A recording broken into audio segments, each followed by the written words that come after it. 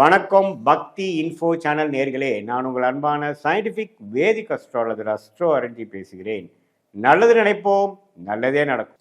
இந்த வீடியோவில் நம்ம என்ன பார்க்க போகிறோன்னா, மிதுன ராசி மிதுன லக்னத்தில் பிறந்த நீங்கள் எது மாதிரியான கிரக அமைப்புகள் உங்களுக்கு சாதகமாக இருக்கும், எது மாதிரி கிரக சேர்க்கை சாதகமாக இருக்காது, உங்களோட யோகமான தசைகள் என்ன, அவயோக தசைகள் என்ன அப்படிங்கிறது தெரிஞ்சுக்கணும். ஸோ மிதுன லக்னம் மிதுன ராசியில் பிறந்தவங்களுக்கு நீங்கள் சிறுவாதிரியாக இருந்தாலும் சரி, மிருகசீடு நட்சத்திரம் கடைசி 2 பாதமாக இருந்தாலும் சரி, புனர்பூச நட்சத்திரத்தில் 3 பாதத்தில் பிறந்தவங்களாக இருந்தாலும் சரி, மிதுன லக்னமாக இருந்தாலும் சரி, உங்களுக்கு யோகமான கிரகம் என்னென்னா சனி சுக்கிரன். சனி திசையும் சுக்கிர திசையும் வரவேண்டிய திசைகளாக உங்களுக்கு 9 கிரகத்தில் வருகிறார்கள். அந்த 2 திசை யோகத்தை கொடுப்பார். அந்த சனி ராகுவோட சேர்ந்திருந்தால் யோகம் பாதியாக குறையுது, குருவோட சேர்ந்திருந்தால் யோகம் பல மடங்கு உயருது. அதே மாதிரி சனி சுக்கிரனோட சேர்ந்திருந்தாலும் சனி திசை அருமையாக இருக்கும், யோகங்கள் ரொம்ப நல்லா இருக்கும். ஸோ சனிங்கிற கிரகம் குருவோட சேர்வது, குருவோட பார்வையில் வருவது, குரு சுக்கிரனோட சேர்வது, சுக்கிரனோட பார்வையில் வருவது, அதே மாதிரி புதனோட சேர்வது, புதனோட பார்வையில் வருவது, அதெல்லாம் ரொம்ப நல்லது. சனி சேரக்கூடாத கிரகங்கள் பார்த்தீங்கன்னா ராகுவோட சேரக்கூடாது, சூரியனோட சேரக்கூடாது, சந்திரனோட சேரக்கூடாது. மற்றபடி எந்த கிரகத்தோடு சேர்ந்தாலும் பரவாயில்லை, செவ்வாய் உள்பட. ஸோ சந்திரன் செவ்வாய் ராகு சூரியனோட சேரக்கூடாத கிரகமாக சனி வருகிறார். அடுத்த ராஜயோகாதிபதி கிரகம் புதனுக்கு மிதுன லக்னத்துக்கு சுக்கிரன்.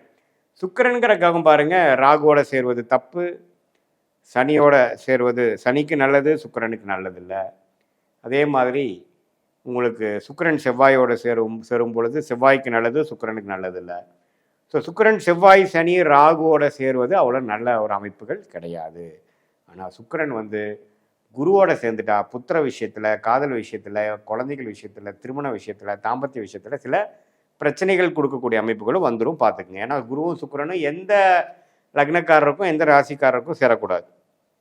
அதே மாதிரி சுக்கிரன் ஒரு பௌர்ணமி சந்திரனின் பார்வை ஒரு குரு 5ஆம் பார்வையாக 9ஆம் பார்வையாக பார்த்து விட்டார். அதே சமயத்தில் புதனோட சேர்ந்திருக்கார், சூரியனோட சேர்ந்திருக்கார், அருமையாக இருக்கும். ஸோ அதெல்லாம் நல்ல ஒரு காம்பினேஷன்ஸுங்க. அதே மாதிரி வரக்கூடாத திசை மிதுன லக்னம் மிதுன ராசிக்காரர்களுக்கு பார்த்தீங்கன்னா மிகவும் சுமாரான செவ்வாய் திசை, பிரச்சனைக்குரிய செவ்வாய் திசை. அந்த செவ்வாய் திசை வந்ததுன்னா வம்பு வழக்குகள், அசிங்கம், கேவலம், கடன், நோய், அது மாதிரி சில விஷயங்களாக கொடுக்கக்கூடிய அமைப்புகள் வந்துடும். அது எப்படி இருக்கிறத பொறுத்து. அந்த செவ்வாயே ஓரளவுக்கு நல்லா இருக்காரு, குருவோட சேர்ந்துருக்காரு, சந்திரமங்கல் யோகத்தில் இருக்காரு, சந்திரனும் செவ்வாயும் சேர்ந்துருக்கிறாரு அப்படிங்கிற மாதிரிலாம் இருந்தால் பிரச்சனை இல்லை, கொஞ்சம் பிரச்சனைகள் குறையும், வம்பு வழக்குகள் இல்லாமல் இருக்கும், குறைவாக இருக்கும். ஆனால் அவர் செவ்வாய் சனியோட சேர்ந்துட்டார், செவ்வாய் ராகுவோட சேர்ந்துட்டார் அப்படிங்கிற மாதிரிலாம் போச்சுன்னா ஒன்றுமே செவ்வாய் திசை போட்டு படுத்தும். ஸோ வரவேண்டிய திசைகளாக சனி புதன் கேது சுக்கிர திசைகளாக வருகிறது மிதுன லக்னம் மிதுன ராசிக்காரருக்கு, விச் இஸ் வெரி குட். அந்த சனி புதன் கேது சுக்கிரன் இது மாதிரி ராகுவோட சேராமல், சனியோட ரொம்ப க்ளோஸாக காம்பினேஷன் ஆகாமல், இருள் கிரகத்தோட சம்மதங்கள் இல்லாமல் ஓரளவுக்கு நல்ல திருட்பலத்தோட பௌர்ணமி சந்திரன் குரு புதன் அது மாதிரி ஒரு நல்ல கிரகத்தோட தாக்கத்தில் இருக்கும் பொழுது நல்ல பலன்களும், ராகு சனி சூரியன் போன்ற பாவ கிரகத்தோட சம்மந்தப்படும் பொழுது தீய அமைப்பும் தீய பலன்களும் பிராப்தங்கள் குறைவும் கண்டிப்பாக இருக்கும். இப்படி தான் கர்மா உங்கள் ஜாதகத்தில் உங்களுடைய ஜாதகம் மூலமாக உங்களுடைய வாழ்க்கையில் வாழ்க்கை சம்பவங்களாக, சாதகமற்ற சம்பவங்களாக, சாதகம் ரொம்ப நல்ல சாதகமான சம்பவங்களாக வருகிறது. இதில் வரக்கூடாத திசை என்று சொல்லப்படுகிற திசை நம்ம செவ்வாய் சொன்னோம். அந்த செவ்வாய் ராசி அதிபதி லக்னாதிபதி புதனோட சேர்ந்துட்டாருன்னா பிரச்சனை. லக்னக்காரரே பார்த்தீங்கன்னா புத்தி சுவாதீனம் சரியாக இருக்காது, அவரோட எடுக்கிற முடிவெல்லாம் பிரச்சனைக்குரிய முடிவாக இருக்கும், உடல் உபாதைகள் கொடுக்கும், வம்பு வழக்குகள் அவரை தேடி வரும். ஆனால் அதே புதன் அப்படிங்கிற ராசி அதிபதி அவருக்கு ஓரளவுக்கு குரு சுக்கிரன் அவரோட சம்மந்தப்பட்டுச்சுன்னா அற்புதமாக இருக்கும். ஸோ லக்னாதிபதியே ராசி அதிபதி எந்த கிரகத்தோடு சேர்ந்துருக்கிறாருங்கிறது ரொம்ப முக்கியம். ஸோ செவ்வாயோட சேருவது அவ்வளோ நல்லதில்லை, செவ்வாய் சனியோட சேர்ந்து செவ்வாய் திசையெல்லாம் ரொம்ப படுத்தும்.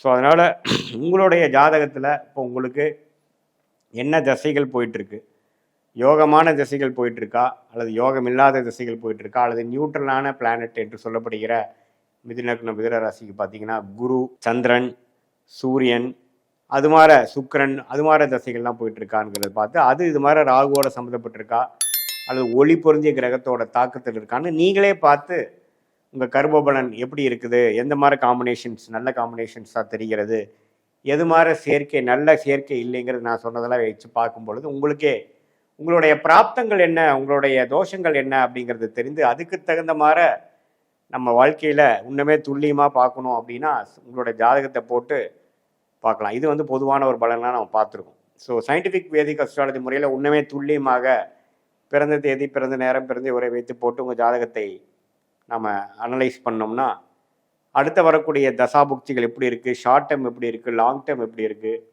6 மாத காலங்கள் எப்படி இருக்குது, 1 இயர் காலம் எப்படி இருக்குது, எது மாதிரி தசையில் எது மாதிரி திசையில் உங்கள் ஜாதகம் போகுது, எது மாதிரி திசையில் உங்கள் வாழ்க்கை திரும்ப போகுது, எது மாதிரி சாய்ஸஸ் நமக்கு நல்லது, எது மாதிரி சாய்ஸஸ் நமக்கு நல்லது இல்லை, எதை தேர்ந்தெடுக்கலாம், எதை தேர்ந்தெடுக்க வேண்டாம், எது நமக்கு ஈஸியான ஒரு பாத்தாக இருக்கும், எது வந்து நம்ம தடைகள் நிறைந்த பாத்தாக இருக்கும், வாழ்க்கையில் தொழிலில் முன்னேற முடியுமா அல்லது வாழ்க்கை இதோட முடிஞ்சிச்சா, எப்படி நம்ம உத்வேகப்படுத்திக்க முடியும், நம்மளோட யோகமான துறை என்ன, அதெல்லாம் உங்களுடைய ஜாதகத்தில் இருக்கக்கூடிய காம்பினேஷன் சேர்க்கை வச்சு நாமளே அறிந்து அது மூலமாக தான் கர்மா செயல்படுதுங்கிறதை தெரிந்து கொண்டு நம்ம அதுக்கு தகுந்த மாதிரி வாழ்க்கை திட்டங்களை தீட்டிக் கொண்டு அதுக்கு தகுந்த மாதிரி நம்மளுடைய ஒரு செயல்பாடுகளும் வேலை விஷயமா இருந்தாலும் சரி, தொழில் விஷயமா இருந்தாலும் சரி, அடுத்து வரக்கூடிய கல்யாணம், குழந்தைகள், வெளிநாடு, பிஸ்னஸ் எக்ஸ்பேன்ஷன், முதலீடு, இடம், வீடு, வண்டி, வாகனம், தாயார், தந்தையார், நம்மளுடைய பூர்வீக சொத்து, இது மாதிரி எல்லா விஷயங்களும் எது மாதிரி அமைப்புகளாக நம்ம ஜாதகத்தில் இருக்குது அப்படிங்கிறத நம்ம பார்த்து ஒன்று துல்லியமாக நம்ம பார்க்கும் பொழுது இன்னுமே வந்து நம்மளுடைய கர்மபலன் நம்மளோட ஜாதகத்தில் எப்படி வெளிப்படுகிறது, எது மாதிரி ஒரு சேர்க்கை, எந்தெந்த கிரகம் சேர்ந்துருக்கு, சேரக்கூடிய கிரகம் சேர்ந்துருக்கா, சேரக்கூடாத கிரகம் சேர்ந்துருக்கா, இதனால் பிராப்தங்கள் என்ன அப்படிங்கிறதுலாம் நம்ம டீட்டெயில்டாக நம்ம சயின்டிஃபிக் வேதிக் அஸ்ட்ராலஜி முறையில் பார்த்து அது மூலமாக நல்ல ஒரு பலன்களை நாம் பார்த்து தேவையற்ற செயல்களை, தேவையற்ற முடிவுகளை செய்யாமல் நமக்கு எது நேச்சுரலாக நல்லா வருமோ அது மாதிரி விஷயங்களை வந்து நல்லா செய்து கொண்டு அதுக்கு வேணுங்கிற டைம்லைன்ஸ் புரிந்து கொண்டு அவசரப்படாமல், நஷ்டப்படாமல் நல்லாவே வந்து பொறுமையாக வாழ்க்கையில் நல்லபடியாக ஜெயிக்க முடியும் என்று சொல்ல விரும்புகிறேன். மீண்டும் மற்றொரு காணொளியில் சந்திப்போம். நன்றி, வணக்கம். நம்மளுடைய கர்மபலன் நம்மளோட ஜாதகத்தில் எப்படி வெளிப்படுகிறது, எது மாதிரி ஒரு சேர்க்கை, எந்தெந்த கிரகம் சேர்ந்துருக்கு, சேரக்கூடிய கிரகம் சேர்ந்துருக்கா, சேரக்கூடாத கிரகம் சேர்ந்துருக்கா, இதனால் பிராப்தங்கள் என்ன அப்படிங்கிறதுலாம் நம்ம டீட்டெயில்டாக நம்ம சயின்டிஃபிக் வேதிக் அஸ்ட்ராலஜி முறையில் பார்த்து அது மூலமாக நல்ல ஒரு பலன்களை நாம் பார்த்து தேவையற்ற செயல்களை, தேவையற்ற முடிவுகளை செய்யாமல் நமக்கு எது நேச்சுரலாக நல்லா வருமோ அது மாதிரி விஷயங்களை வந்து நல்லா செய்து கொண்டு அதுக்கு வேணுங்கிற டைம்லைன்ஸ் புரிந்து கொண்டு அவசரப்படாமல், நஷ்டப்படாமல் நல்லாவே வந்து பொறுமையாக வாழ்க்கையில் நல்லபடியாக ஜெயிக்க முடியும் என்று சொல்ல விரும்புகிறேன். மீண்டும் மற்றொரு காணொளியில் சந்திப்போம். நன்றி, வணக்கம்.